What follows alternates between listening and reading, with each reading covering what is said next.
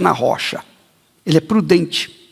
Ele pensa, não, eu vou colocar as estacas bem fundas para segurar na hora das enchentes, dos ventos, enfim, das tempestades. Porque pensa, raciocina. Mas também há aqueles que são nécios ou insensatos, que querem a casa rápido, querem uma casa imediata, querem construir sua casa da noite para o dia, então fazem na areia. E é mais rápido. É louco. Constrói a casa sobre a areia. Então, quando vieram as chuvas, as tempestades, que vêm sempre, tanto sobre a casa construída na rocha, quanto a casa construída na areia. E quem fica de pé? A da rocha. Por quê? Porque usou a cabeça. A mesma coisa diz respeito à fé cristã. Se a pessoa tem uma fé consciente, se a pessoa é prudente, se a pessoa usa uma fé sábia, que pensa, que pesa, que avalia,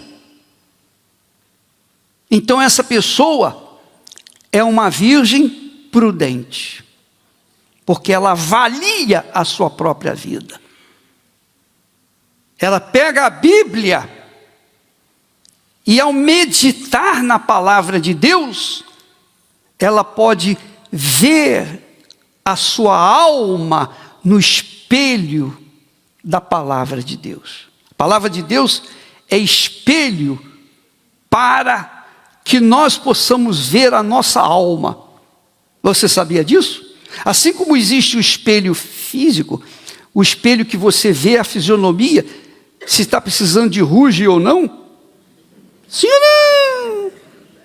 Se está envelhecendo ou não? Sim ou não? Se está bem vestido ou se está mal vestido? Você vê no espelho. Assim também, através da palavra de Deus, o Espírito Santo mostra o que é a sua alma. Mostra como está a sua alma. Se ela está fincada na rocha ou se ela está fincada na areia. As virgens prudentes, estas eram sábias. Elas eram cuidadosas. Então, ao saírem para encontrar com o esposo, elas pensaram assim, peraí, meu esposo pode demorar. Então, eu vou pegar uma reserva de azeite, de óleo, para manter a minha chama acesa. Porque sem a chama eu não vou enxergar o caminho. Eu preciso dessa chama. Essa chama é o Espírito Santo, que é alimentado pelo óleo, o azeite espiritual da palavra de Deus.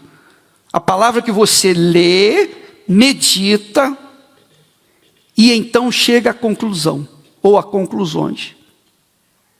Não é a palavra que te traz emoção,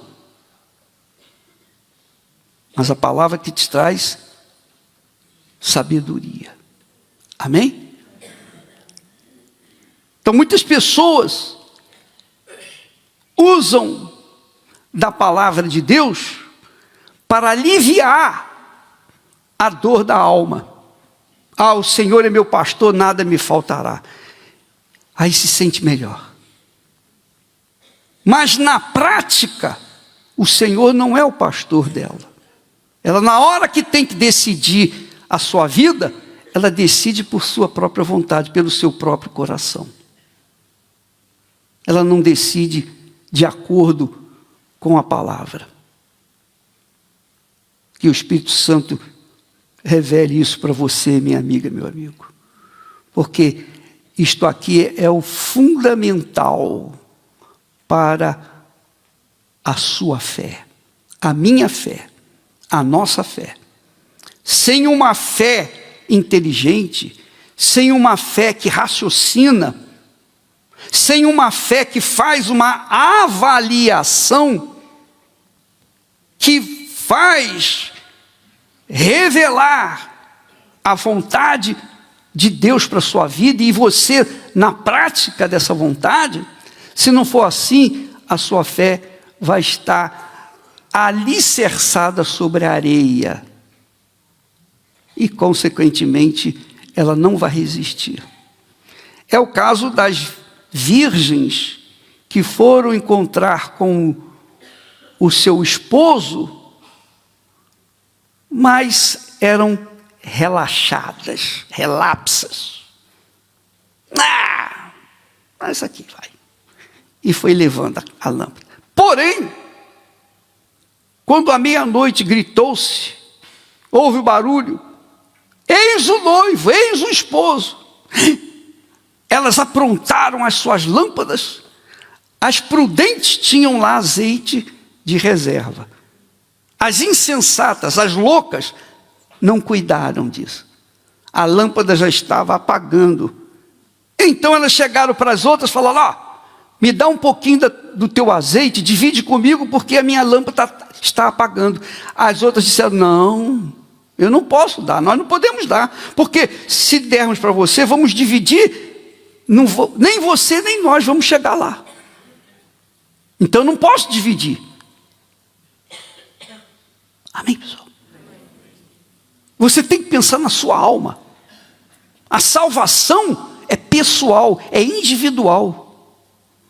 Então, eu não posso colocar em risco a minha salvação, nem pela minha mulher, que eu amo muito, nem pelos meus filhos, que eu também amo muito, por ninguém. Nem pela minha mãe, ela já morreu, nem meu pai também já morreu. Mas eu não posso colocar em risco essa preciosidade, essa riqueza incalculável que vai garantir a minha eternidade com Deus. Eu não posso colocar em risco.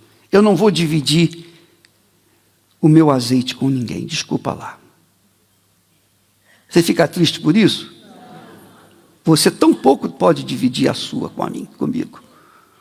Se a Esther cismasse de dividir a dela comigo, então ela não tinha condições de ser minha esposa. Ela tem que ser individual nesse aspecto, porque a alma é individual. A minha alma é minha alma, a sua alma é sua alma. E cada uma precisa de salvação pessoal. Sim ou não? Sim ou não? Quando você está com fome, posso eu comer por você? A mesma coisa é a alma. Ninguém pode salvar a alma do outro estando perdido. Você pode, como nós fazemos, passar todas as informações que nós temos para vocês. É isso, isso, isso. Você está indo ao encontro do seu esposo, então põe de reserva aí azeite. Leve reserva, óleo de reserva, porque pode ser que o noivo ou o esposo demore e você vai ter que precisar da reserva. É ou não é? Sim ou não? Está claro isso? Está claro? Pois bem, Jesus fala aqui, as loucas, tomando as suas lâmpadas, não levaram azeite consigo. Em outras palavras, elas não tinham o Espírito Santo. Não tinham o Espírito Santo. Como, por exemplo, quando Jesus estava na cruz, morrendo, um dos ladrões reconheceu que ali estava o Salvador. E no último momento, antes de morrer, ele disse: Senhor, tem compaixão de mim. Tem compaixão de mim. E Jesus, na hora, disse: hoje mesmo estarás comigo no paraíso. E pum, ele morreu. Ele foi salvo, foi. A alma dele foi salva. Por quê? No último momento, ele recorreu: tem compaixão de mim, me salva. E Jesus garantiu, hoje mesmo estará comigo no paraíso. Só que no caso aqui das pessoas da igreja, as virgens, tanto as sábias quanto as loucas, elas estavam a caminho do esposo.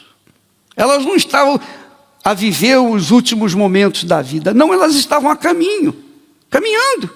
Como você, eu, todos nós estamos caminhando. Tanto as prudentes quanto as loucas. Então, todos nós estamos caminhando. Nós vamos encontrar com o noivo. Se você tiver o óleo de reserva, você está garantido. Porque o óleo de reserva é o Espírito Santo. É o selo do Espírito Santo. É a marca do Espírito Santo. Quando uma pessoa recebe o batismo com o Espírito Santo, ela tem o selo de Deus. Quer dizer, o diabo não pode tocar.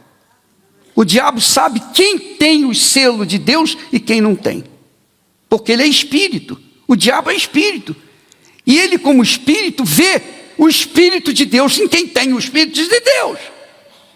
Mas quem não tem o Espírito de Deus, ele vê que também não tem o Espírito de Deus.